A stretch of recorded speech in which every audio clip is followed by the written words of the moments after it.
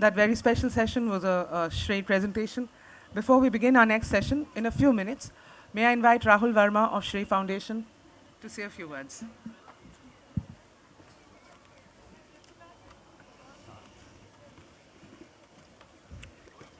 A very good evening to everyone present here today.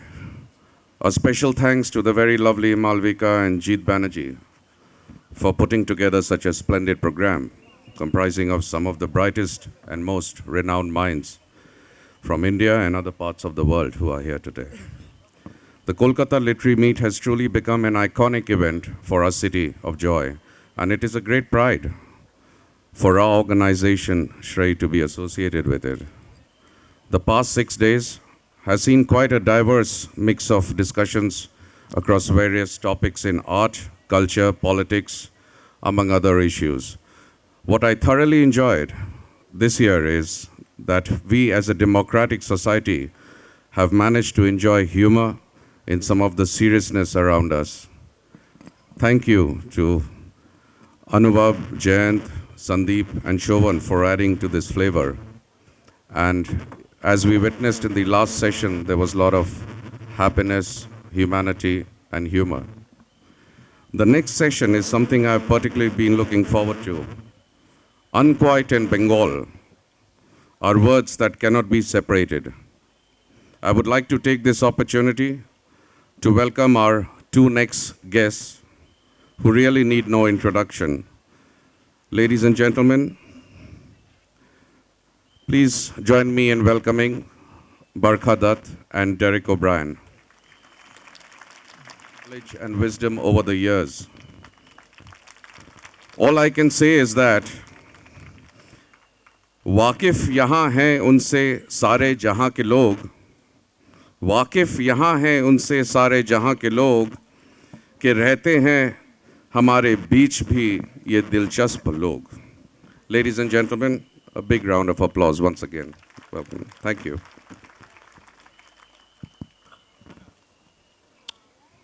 Very good evening and a very a welcome to this evening. This is going to be fun because there's no pressure on me. There was a time in my life where I had to ask questions and look for answers. Over the last 13 years, Barkha and co have been making it so difficult. So 13 years, I will get, this is payback time. This is your moment of revenge, is it? Yes, yes. Last year we had Rajdeep here, today it's Barkha, but it's absolutely wonderful, and I think I'm a Kolkatan first, so on behalf of all of us in Kolkata, a nice round of applause and welcome the lady from Delhi, Barkha. Thank you so much. It's wonderful to be here. Thank you. We've been told our question and answer session is for 35 minutes, and then we'll have questions from you, 15 minutes. Okay, we'll try and keep that time. So this is wonderful. This must be prime time because there's such a wonderful crowd. Yeah. Barkha, 2 minutes before we got on stage, a lady came up to you, seemed to be in her 40s, and said, "Ma'am, will you sign my book?" And you autographed the book. This is the world of celebrity journalism. And she said something which I want to share with you. She said, "You've written a bold book." That's a compliment, a huge compliment. Well, I certainly took it as a huge compliment. It is. And thank you to Janet. I think her name was Janet, who caught me There as she is, yes. caught me as I was walking in. You asked her, in fact, why do you find it a bold book? And she said, because you've written about yourself. And while Derek, this is not a memoir, because I think memoirs are written by people who are ready to retire, and I am nowhere close to even considering or contemplating that. It is certainly India through my eyes. So while it is a deeply political book, it is also a personal book. And there are moments from my own life that I have not shared before that I share in this book. And I think that is the reason that Janet liked the book. And I hope that that's the way it speaks to those of you who will read it or who have read it, that it is putting myself out there, although it's not a book about me. Right. I think for me, one of the most the bold points of the book was that you spoke about you being abused as a girl. Yes. What made you put pen to paper? So, for those of you who are not familiar with the book, I speak about being a victim of child sexual abuse as a child who was not even 10 years old. And as Derek has asked me, I'm sure a lot of you are wondering why I put this in the book, especially since the book is about India and not about me. And, I have to confess, Derek, that I wrestled with it for a while. I didn't want the story to go away from being about India to being about Barkha. It was also a deeply difficult memory, one that one had to excavate from, in a sense, the burial grounds of one's memory where one had put it away. But I felt it was important for me and somebody like me to talk publicly about child sexual abuse, precisely because the first chapter of my book is about the place of women in India. And I'm always saying as a public person how important it is for women to break the conspiracy of silence around sexual abuse and violence. And if I was not ready to do that in my own life, then with what face can I say that to any other woman? With what face can I call myself a feminist? So it was to be honest, emotionally and intellectually. And secondly, it was with the hope that my saying so would encourage other people to be able to do so as well. And I'll share a small example that in Mumbai, when my book was being launched, the actress Kangana Ranaut had come for the launch. And initially, she spoke about how she had been abused when she joined the industry, but she was very reluctant to talk about it. But the moment I spoke about my experience with abuse, and she saw that I was willing to detail it, suddenly the floodgates opened, and she was willing to talk about it as well. And Derek, I remember on one of my shows, you spoke about your experience as a child with sexual abuse. In a bus in Calcutta. In a bus in Calcutta. Yeah, but Barkha, you also speak about your incident in Jamia. Yes. With a boyfriend. Yes. Now, these are very personal issues. So at one end, you say this is a book about India. Yes. So did you think you could tell the story of India through your own personal experiences? Was that the idea? No, that was not the idea. I think it's only in the gender chapter that I am as personal as I am. And though even the other chapters do have personal encounters, personal conversations. But I'm not an academic. I'm not a scholar. I'm an observer of India. And my job has allowed me a ringside view to history as it unfolds. But I am also a woman. I am also a self-described unapologetic feminist. I have stood up for gender and issues of gender equality for the 21 years of my life. And I just believe that I cannot speak about sexual violence and abuse as if it's something that happens to other women and it's never happened to me. I would have just felt too dishonest if I had not told my own story as well. You see, Barkha, when we ask you a question, we give you so much time to finish your answers. I hope all the television anchors around the country give us even half that time without going, "Meow." See, Derek, you know which channel not to go to if you want that, right? Well, Don't you agree? Barkha, don't preach to the converted. I haven't been on the channel for the last 14 months. Good. Barkha, while I was reading your book, Yes. and I'm not really convinced that you're trying to tell me that you're trying to tell a story without getting personal about it, and I Yeah. have no problem with that. Yeah. But let's move a little away from your book. The more I know you, the more I think you take things personally at times. Yes. Let me give you an example. Yes. The Radia tapes. Yes. I know this is not the right place to discuss with the naming go rights ahead. sponsor, but I've got no Go ahead. minds. No problem. So the Radia tapes. Yeah. It's a big story, and you were just one little dot in that story. Yes. And yet, you chose to do a television program about it. Yes. So suddenly you became the focal point of Yeah. that story. Yes. So my question, what is it about Radia? Two questions. The first Yeah. one, what is it about Radia which accomplished people like you or Ratan Tata or Mukesh Ambani? What was the magic spell? You're all under the Radia magic spell? No. Okay, so there are two But my questions. first question is, yes, you take it personally. Yeah, that's two so questions. you did a show and you took it personally. So So two questions there. Yes. So first, did Radia have a magic spell? Not at all. I can't speak for whether she was, a good public relations manager for Ratan Tata and Mukesh Ambani. They'll have to speak for themselves. As a journalist, we go to where information is available. I will go to a person who has that information, whether or not I like that person, whether or not I know that person particularly well. From the peon to the minister in a government office, from a public relations representative to the CEO of a company, I will go anywhere where information... But then why did you need to do the program on the Radia tapes? So I'm coming to that. why, a lot of people said to me at that time that, listen, Barkha, you are so silly to actually take it so personally. You've done a whole television show on it. You're not even the story. You're some incidental part of this story. Why are you doing this? Exactly what you're asking me. And, I think I was so horrified to have my integrity questioned by sections of my own industry. I believe that was a story essentially built up and propped up by my own competitors in my industry. I really have not met anybody else who cares at all about it. That I thought let my viewers who have watched me over 20 years observe the fact that I can answer any question on this without flinching, without embarrassment, without anything to hide. I felt I owed it to my viewers. B, I was angry. Looking back, I'm very calm. Like this question today doesn't get a rise out of me. But at that time, when you're younger, when somebody questions your integrity, when you know that your story is all about Manmohan Singh not wanting A. Raja in his cabinet and you've never met A. Raja in your life, the suggestion that you had anything to do with this person but information was horrifying to me. But I was asked recently, did you think you handled it well? And I said, actually, no. I think my work should have spoken for itself. I shouldn't have given people explanations because I don't believe in explaining myself to people. I believe my work should speak for itself. So looking back, I think I should have done that. You should have underplayed it. I should have just let my work speak for itself. I think the integrity of my work is evident in my work. Okay. Critics would say yours is actually not a book. It's a collection of 7. Let me put it differently. Someone wrote a book, and that book in the 30s, they called it 7 Characters in Search of an Author. Is your book 7 chapters in search of a book?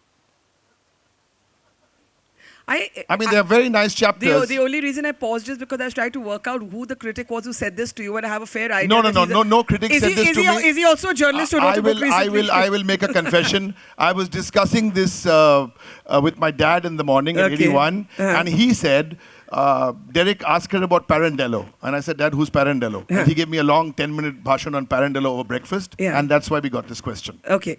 So, it's an interesting question. I'll tell him that. Because when I was writing the book, I initially wanted it not to be I didn't want it to be a collection of disconnected essays. I wanted it to have an overarching theme. I wanted it to have a unifying narrative. And I believe it does.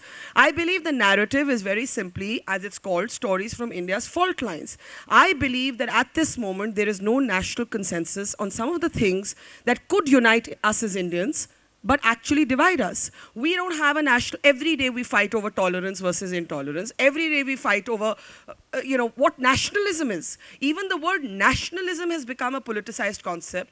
Amartya Sen a few days ago here in Kolkata said secularism has become a bad word, but democracy be next. We've heard enough of Amartya Sen for the last 3 days. Please don't quote him here. Let's move on to something beyond Amartya Sen. You don't like him? No, it's not about liking it. Okay.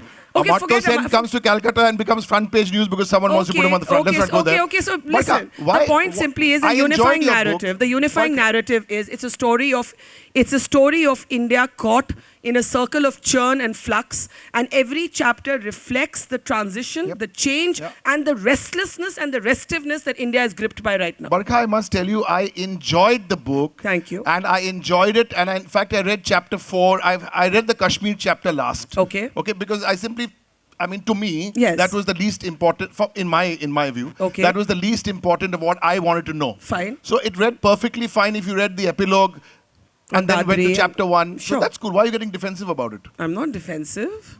No, you're saying there's one narrative which goes through the book and You asked me a question, I'm answering it. Now, are you trying to be Ornab? Your questions have nothing to do, your follow-ups have nothing to do with what I'm saying. All right. No, Barkha, since you mentioned this, the gentleman you mentioned, what is this? Let's move a little away from your book. What is this day of celebrity journalists? There are hard-working print journalists. I agree. Who do the beat, they edit papers, they are in the... And you guys go parachute... When I say you guys means, and it's good, the celebrity journalists who sign autographs. How do you deal with this? Or how do you feel that journalism is sometimes... You're a celebrity journalist. Don't feel shy. Listen, Derek, I hate this word celebrity. it's such a word for our times, right? It's such a word for this saturated age of hyper-information and, selfies and visual images and all the rest of that. I am a person, I don't know what, whether you like me or you dislike me, nobody has ever said that I don't have my feet firmly on the ground. I'm a pretty down-to-earth, regular person. So I don't think of myself as a celebrity. I don't see myself through the eyes of either my fans or my critics. I'm just myself. I'm just me. But this fashionable trashing of television journalists, there are those of us who, what you call parachute journalism, I call actually traveling into the interiors in places where there are no roads, often going without food, often living in the same clothes for days, sometimes with near-death experiences. We work hard. We work hard. Why should the recognition that comes with working hard be decried? Yeah, okay. Wonderful. But there are people who still do reporter journalism. I am a reporter. Excellent. I did not cover Pathankot from the studio. I did not cover Kargil from the studio. I do not cover conflict from sitting behind the table in a studio. I am first a reporter and then anything else. Very nice, Barkha. Then what has television changed? You've been from the days of when NDTV was on as the pioneer. Has television changed? Yes. Has the television viewing habit changed? Because as much as you're telling us, when we look at the television rating points, yes, that tells a different story. People want 8 boxes. I agree. Does that bother you? Yes. It bothers me because it depresses me. Because if I were a young girl today in school, and I looked at this industry, I would not necessarily want to become a journalist. I do not want to be a journalist to put 8 people or 6 people to shout at each other. I became a journalist, and I'm a child of television. Unlike many people who migrated from print, I was first a television journalist and then began writing. So my transition was the reverse. But I became a journalist to tell stories, to experience adventure, to be able to be taken to places where my sheltered birth would never have allowed me, to be challenged on my assumptions, to be dragged out of my socio-economic cocoon. Does it bother you that you sometimes get branded that you're close to a political party and someone else is close to another political party? Does that bother you? It used to bother me. I used to argue, like, if somebody tweeted that to me. But now I think it's become a bit farcical because, if people today watch you so that their own prejudice can be reconfirmed. So if you're a BJP supporter, you want me to praise Modi. If you're a Congress supporter, you want me to praise Rahul Gandhi. If you're an Aam Aadmi supporter, you want me to praise Arvind Kejriwal. But if you're a Trinamool supporter, you want me to praise Mamta. And if I don't do any of those things, you'll say you're biased. I think it proves I'm independent of mind and I take no sides. And that's how it should be. Barkha, the applause you got kind of confirms that they actually believe you take no sides. I don't. I take sides on issues, not on parties. Okay. You can take sides on issues. See, you can take sides on... This is much easier to answer questions. I'm very happy doing this. Barkha, give me I am a not shot. happy doing this. I want that job. This is so much fun. You ask, they clap, you da. Yeah, okay. Fun. No, it's let me tell you. Yeah. A boy from Calcutta, Yeah. studied in La Martiniere, then presidency, lovely guy, 44 years old. He got the Padma Shri yesterday, Ashok Malik, and good, and he's a friend of mine. We're very happy that he won the Padma Shri. But Ashok is known, and he writes very well, he is known for his right-leaning. So, he gets the Padma Shri yesterday. Okay, and very good, we pop champagne. Now, you won a Padma Shri, Rajdeep won a Padma Shri, when there was somebody else in the driver's seat. Does that bother you, that your alignments get known? I don't even want to say it. Your alignments get spelt out when things like that are done? Or do you think, no, that's completely incorrect? I think that's incorrect because Like, has Modi given you an interview? No, Modi doesn't like me, but nor does Rahul Gandhi. So Tell us why. Padma Shri doesn't prove Okay, that now tell anything. us. This is too interesting. Why doesn't Mr. Modi like you, and why doesn't But Rahul Gandhi like you? But can I just in one 5 marks sentence for every question. Yeah. Hello, this is not a quiz round. But on the Padma Award. No. Yeah, on the okay, Padma okay, Award, I okay. must answer that. Yeah, yeah. Ashok may be known for his right of centre leanings, but I believe Ashok has criticized this government on more than one occasion, Yeah. despite being known for his right of centre leaning. I think of the Padma Shri, which I received, as an honour from the state, not as an honour from the government. Come back to my question now. No, Okay. it is given Now by the you tell President me, of India. I don't give a toss why, about the Congress and the BJP in it. It is okay, an now honour you from tell the me, Indian state. Now you tell me A and B, Yes. Mr. Gandhi and Mr. Modi, Yes. both dislike Barkha Dutt. We, Yes. Calcutta, wants to know A and B. Why? But first, shouldn't Calcutta No, appreciate... don't tell me what Calcutta. First, I am telling you. Calcutta appreciate that I'm an equal opportunity offender. Okay, clap for her then. Okay. Come back to the question. Don't resent the claps. Don't resent the No, claps. no, You I'm get some enjoying too. the claps. Barkha, I'm enjoying the claps. Okay, come, tell us. See where she's going. Here, there, everywhere. Aao, bolo. Learned from you. It's very difficult to it's very difficult to interview a friend. It's even more difficult to interview your wife's friend. Okay, okay, go Barkha, tell me. All right, Mr. Modi, I think, doesn't like me in the same way that he doesn't like much of the English media since 2002, since many of us reported on the Gujarat riots of 2002. He believes the English language media was biased against him and demonized him. That is Mr. Modi's reason. Mr. Gandhi doesn't like the media because he just doesn't like the media, and he believes... and he's not quite got a grip on the media age, and he thinks, you know, we can all be dispensed with. So two different reasons. Barkha, in certain parts of your book, Yes, you've kind of written about behind the scenes action. sure. You know, Yeah. you've done it.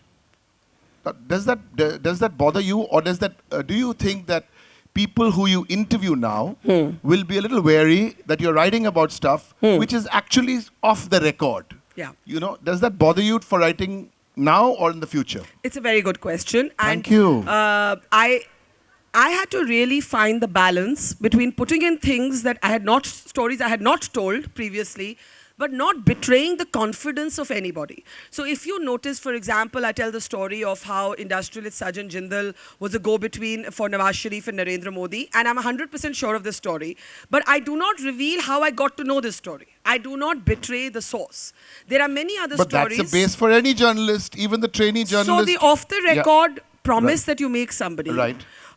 you know, sometimes, see, there are many different kinds of off-the-record information. Sometimes you're given information, you can use it, let it not come back to me. Sometimes, in no circumstances can you use it. Most of those circumstances, I think, war or stories which involve very sensitive national questions. Other than that, I believe with the passage of time, when the protagonists are no longer involved in real time, there are stories that you may not have been able to tell 10 years ago, which you can tell today because the context has changed. One. Two, you can tell an honest story without giving away the source if you have corroborated it with more than one source. In other words, if you've taken that as a lead, done your own reporting on it, actually gone through the motions of proper journalism, and then you're telling a story and not just hearsay. So I believe I've done that and broken none of my journalistic codes. We'll come back to journalism. I want to go back to your school, college Yeah. things. Two things here. One was you've written in the book about after Stevens, you went to Jamia. Yes. And you've written. I think that was the most difficult part, maybe to write or to you know, because you had your experience with your old boyfriend. Yes. Now you brought that out again into the open. Yes. Talk us through that.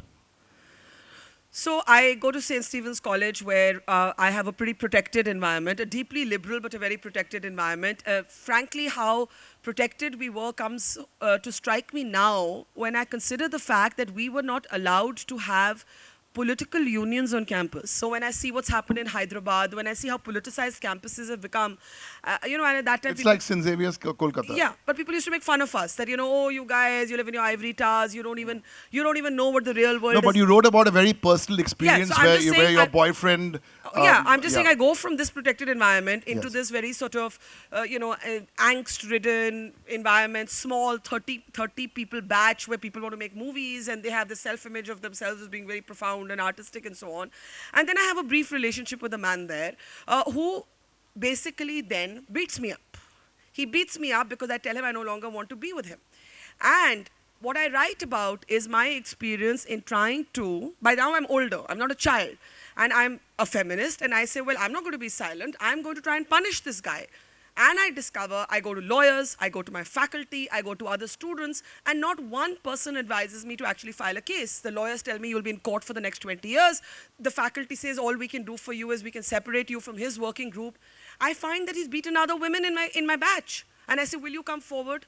And nobody comes forward. And then they all snigger about you for making something what they think personal public. But I do not believe violence to be a personal matter. I believe violence to be a deeply political and public matter.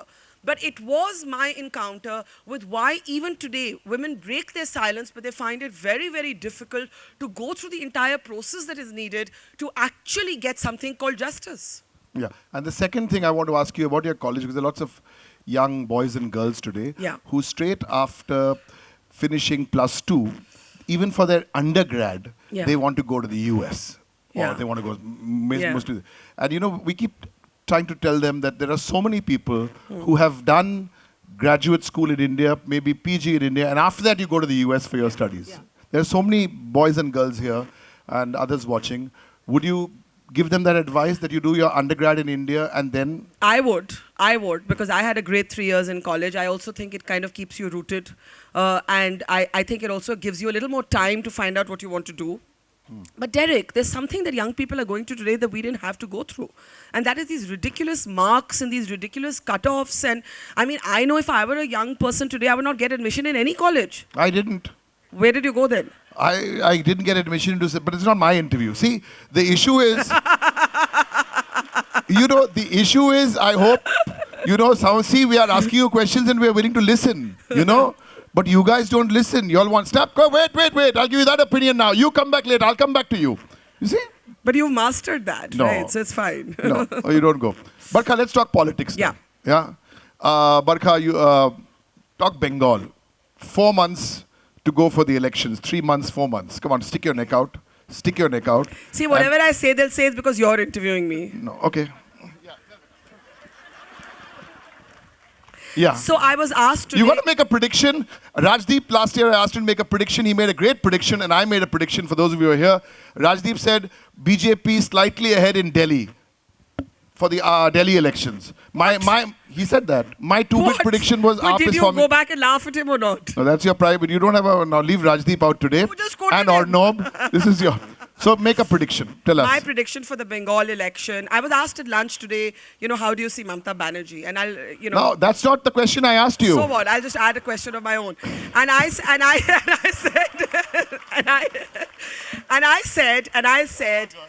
said that I think she's a very smart politician, and even when her critics try to say, oh, she's very over the top, or she's, you know, very hysterical. Barkha, answer my question. I'm answering. I said that's a word that is used for women and not for men. I think she's extremely smart, and I think she's going to clearly win the next election.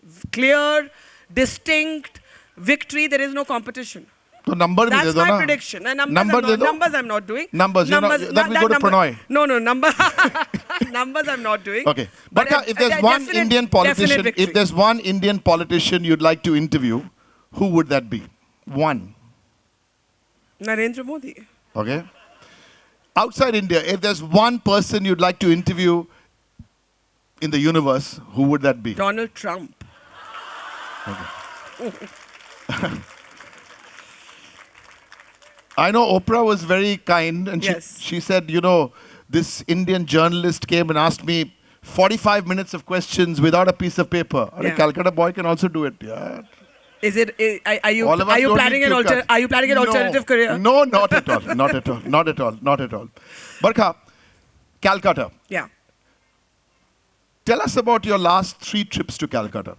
And this is not a loaded question. I haven't thought about it. I just thought because there's such a big Calcutta audience here. Your last 3 trips. Well, unfortunately, my trips have always been these one-day trips. I've never really got to spend a substantive amount of time.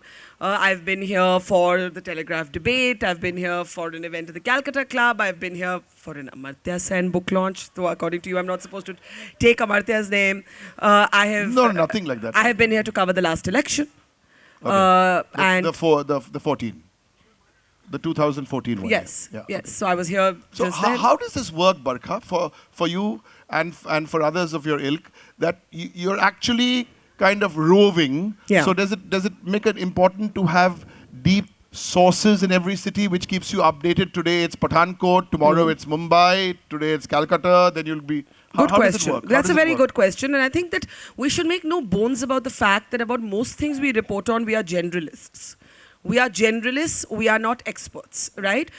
We have to have very grounded bureaus. I mean, we have Monideepa Banerjee here who's been here for years and knows the state in a way that I can never hope to know it. So one has to acknowledge with humility that you can only be a generalist, but you do have to build some areas of expertise. So, for example, while Kashmir is not so interesting to you, it has been my big passion for 20 years, and I think India, Pakistan, Jammu and Kashmir, conflict and the state of security, national national security. This is something I've covered consistently. So I would definitely know much more about this than I would know about some states in a very specific way. That said, I've also been I've covered every election, since 1996, general and state election of consequence. So one does learn along the way, but one cannot claim to be, I can't claim to be an expert on Bengal politics. I cannot. But No, but I you do still come made here a very every good election. prediction just now. You're bang on. Barkha, we've got about 5 minutes to Yeah. go before we open it up. I'll tell you what. Yeah. I'll end with a few questions, so we'll actually go into go in here earlier than we thought we would. One question which I wanted to ask you about, the social media. Oh gosh. Yeah, the social media, because I've noticed carefully that you really get hyper. You start replying to people, you get into arguments. Why don't you just be cool and just ignore everybody? But you actually get hyper. You start replying to people on Twitter. No, I did this. No. Why this where is this hyperactive strength? Because the same people in Twitter, answer this, then I'll ask you one quick question and then we'll go into the audience. Why do you get so personal? Leave them alone. It's probably sage advice that they're worthy of being ignored, the trolls. Yeah. But I think that, I don't know if it's So- my character flaw or my character strength, that I believe that there's an online mob that believes that it can bully you into silence. I actually have colleagues in the newsroom who've gone off Twitter because they could not deal with the vitriol, who say this medium is not for me because I can't deal with the toxicity here. And I sometimes argue with them because it's very important for me to say that I will not be silenced. Your bullying will not silence But me. what is the Your kind of bullying stuff will they not tell change. you? You have 3 Kashmiri husbands. 3 husbands. Where's one to start with? But tell us about the man in your life. No, that is not open for Victoria Memorial. This is the whatever. place. No, come on. Baba, Toria, Moria. This is where you come for your evening walks. No, that's private. No, of course, that has nothing to do with anything. No, But that has nothing to do with anything. However, what's really interesting about being told on Wikipedia that I have 3 Muslim husbands is because they use it to explain what they call my secular politics, which, like secular is some terrible word. And, I actually once, a few years ago, our lawyers went to Wikipedia and said, why the hell do you allow this to come? They shut down the account, they cleaned up the content, and then, because Wikipedia, anyone can edit, people would keep going back and adding it. So now there's actually a Google entry, Barkha Dutt husband. Even I find it fascinating to read. Okay. But doesn't this only happen to women? Do you remember, does anyone say how many wives some Ornab or Rajdeep or Rahul Kanwal has? No, but the It's kind of... bullshit, yeah, come on. Barkha, before we open up, see, all the ladies are clapping for you. Okay. And the men... Okay. I've seen her on TV now. Okay. She's pretty good live, actually. Yeah. And Derek is much better in this avatar than he was screaming than shouting on the television channels. Barkha, last question from me, then we'll open it up, then we'll come back. Barkha, the CPIM is dead. So you have become, just imagine. No, you have become. you're saying they are it's dead, or you're saying it will be dead, or you're saying it's we dying? know it's dead. So I you mean, have now you're become. talking You have like- become the new general secretary of the CPIM. What? Just imagine replacing Yechuri. Okay, which wouldn't be too difficult. No, but no, tell no, me, come tell on. me, tell me. He's a What nice is the guy. one thing? What is the 1 or 2 things you would do to change the bad times? Come on. This is a serious question. This is a serious I question. wouldn't be general secretary of the CPIM because or any other party Barkha, because one second. This is Lululand. Huh? I'm not. Imagine. In your imagined world. Yes, imagined okay, world. In your Make it- imagined yeah, world. in my imagined world. Brinda won't mind with the thing and all, but you still carry on. I would. I believe that the left has to find a language that speaks to today's India. And I think the problem is that the left does not have a language that speaks to today's India. And if a man called Thomas Piketty, whom I just met in Jaipur, who wrote this book on capitalism, and he's called modern Marx, but yet he speaks a language that, has coincided with movements like Occupy Wall Street, which are led by young people in the United States of America. He has an idiom that speaks to the young. The left, in my opinion, has no language or grammar that today's India understands. And I think that perhaps one way I would make the left more relevant is to seek not so much the economic alternative, because I think there's a kind of broad consensus on the economic model that India is going to follow. I would claim the space of being a truly liberal party, because I think that eludes us, and I would seek that space, but I don't see the left seeking that space. Lovely. See, I got a free consultant also for. Okay. What are the rules of the game? You put up your hand, you give us your name, and you've already got a microphone. Yes, the gentleman in the, I love doing this. Yeah. In the blue, dark blue and red with the heart, with the diamonds. I have 2 questions for you, ma'am. No. It's 1 question per head. Okay. Ma'am, So choose which one. The first one. There is allegations against the most part of the Indian media, specifically against NDTV and its editors, that chase for TRPs sometimes make them anti-national. During the Godhra riots, there are allegations that... Okay, got your question. Yes, Barkha. I mean, do you see my face? I mean, what is this question? Okay, now, is the question, are you anti-national? I'm going to say this nationalism. Anti-national has become a phrase for people to now spread hatred. It's become an excuse to spread hatred. Okay. So, you know, that is my answer. Please do not question the patriotism of Indians because you disagree with them. Yeah, second row, the lady. Good evening, Barkha ma'am. Good evening, Direct sir. Ma'am, my question to you is, I actually read of your account in the NDTV website of the... Ask the question. Okay. The piece from your book where you talk about the abuse which you faced in college, and there you also talk about... Ask the question, please. Yes, thanks. You say that your professors advised you that there were no laws, proper laws, because of which you couldn't raise your voice. But nowadays there are many laws by the dint of which the women can combat the abuse. But still, do you feel, ma'am, even today when we face abuse in our workplaces or colleges, it is still difficult. Can we efficiently combat it? Okay, it's a good point to make that at the time this happened to me in Jamia, even the Vishakha guidelines, which are the sexual harassment guidelines, didn't actually exist. But do you know that there is a woman called Bhavri Devi, who's a village woman in Rajasthan. She was gang raped. She was a Dalit woman who was gang raped by so-called 5 upper caste men. And the High Court judge who acquitted those men said that upper caste men would not gang rape a lower caste woman, and therefore acquitted the men. And do you know, 22 years later, this woman has not got justice. Her case is still in court. Why is it relevant? Because it was because of her that the Supreme Court framed the sexual harassment guidelines under which a Tarun Tejpal or a R.K. Pachauri can be tried. But she herself, 22 years later, has not got justice. So, this remains a really, really big struggle for women even today. Okay. We'll take a question from the gentleman with the salt and pepper hair. I mean, it's in a positive way just to identify you, please. No comment on your age. Sorry. Since you talked about Thomas Piketty and the left and left losing ground in India, can you write off left since in the world we can see Syriza in Greece, Podemos in Spain, and of course Bernie Sanders in US? Great question. And I actually wanted to make exactly that point, that you do see a questioning of an aggressive capitalism all over the world. And I think when Bernie Sanders pushes a Hillary Clinton to condemn Wall Street and the big banks, you're seeing evidence of that. When Obama brings universal health care, you see evidence of that. My point was simply that I think in India, we have a broad agreement, because we've never been that aggressively capitalist. We have a broad agreement across parties on an economic model. And therefore, I believe it's social liberalism that is lacking in this country. And I believe for the left to be relevant again, they have to capture that space. They have to modernize and reinvent themselves. No, I don't write any obituaries, but they have to modernize and reinvent themselves. Okay. Barkha, before we go, the quick prediction from you. The Democratic nominee and the Republican nominee. Yes. Will be? Hillary Clinton. And the Republican nominee? Ted Cruz. Okay. Keep that in your mind. You can tweet her bad things if she gets it wrong. Okay.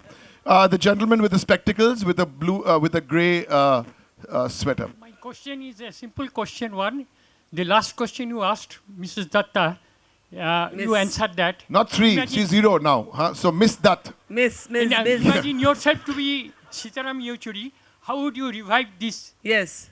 Yeah, I already answered so that is already come in the last year's answer paper. Thank you, sir. Now the gentleman in the young lad in the grey, looks like grey and black, yes. Get him the microphone. Oh boy, he's got it written down. Someone SMS'd it to you or what? No, I couldn't. Oh, you I couldn't afford to make the mistake. Okay. Oh, right. As you said, it is allowed to take sides in an issue, and that side is not necessarily the side taken by the audience you cater to. Doesn't that reveal a fundamental conflict of interest while revealing the issue that has been a characteristic of journalism? No, I don't agree, because I said I take sides on issues and not on parties, and the only issues I take sides on are issues on which I believe there is no other side. Let me give you an example. I'll give you an example. Criminalizing Where you took a side. homosexuality. No, one sec. You took a Criminalizing side. homosexuality has to I go. really, juvenile justice.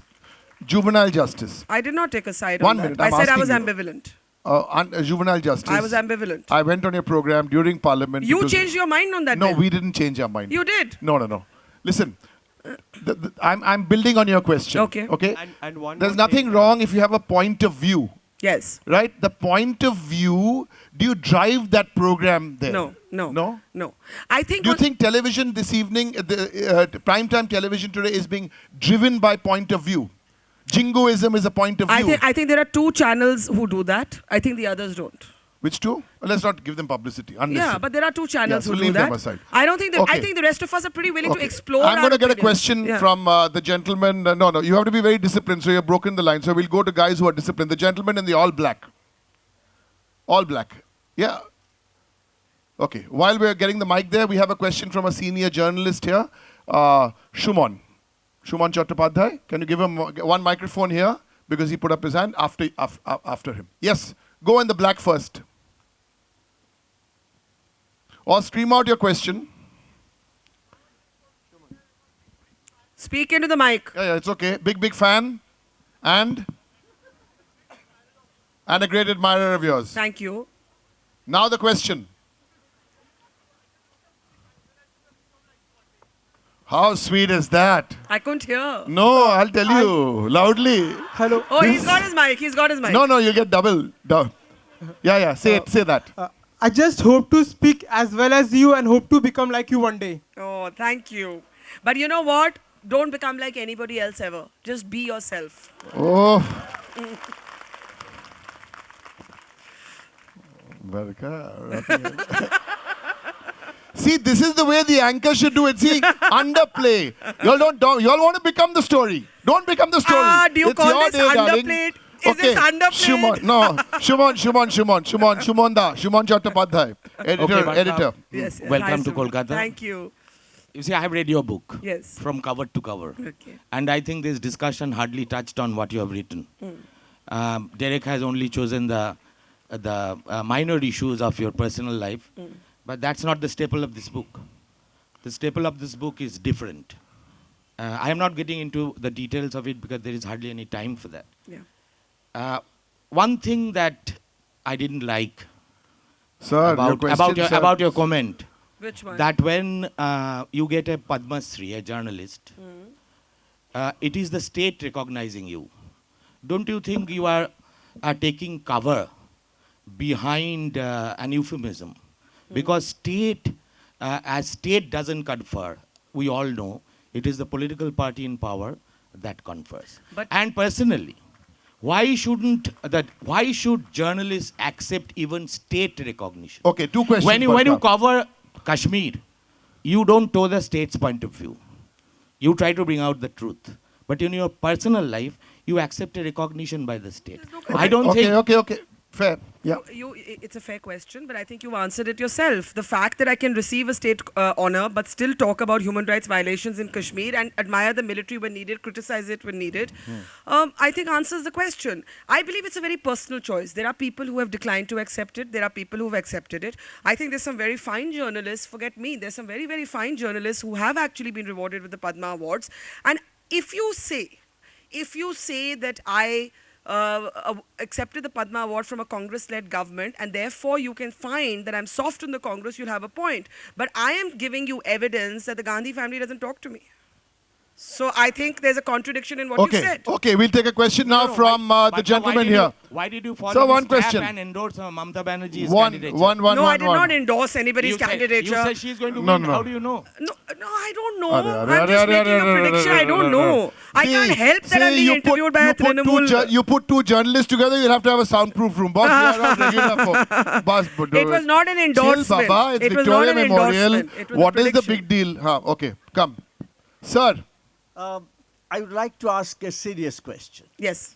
Now, the question is that while in our country we are practicing democracy over the years, it's turning into some kind of a majoritarian government, and anybody who gets a majority does not really try to improve the institutions on which democracy is based. All our institutions are getting debased. And we are not in the same situation as we were, say, 30 So your question? Question is democracy becoming majority? Okay. That's the question. I believe that a country that is majoritarian and cannot protect its minorities is no democracy at all.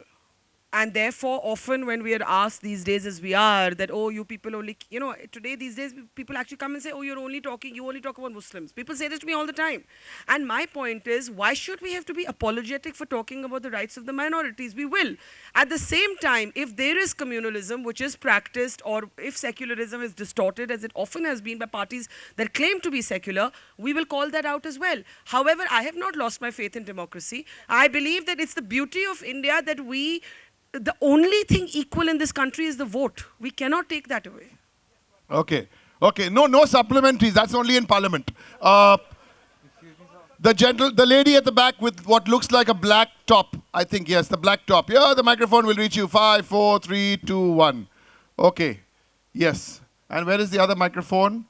In the second row. Okay. There we go. Hi, ma'am. In the context of the Kargil war, it's often said that, people who reported it were, acting as cheerleaders for the army and all. So looking back today, how would you, describe your experience? I wouldn't ask you how you felt then, but now, looking back at your report of the Kargil.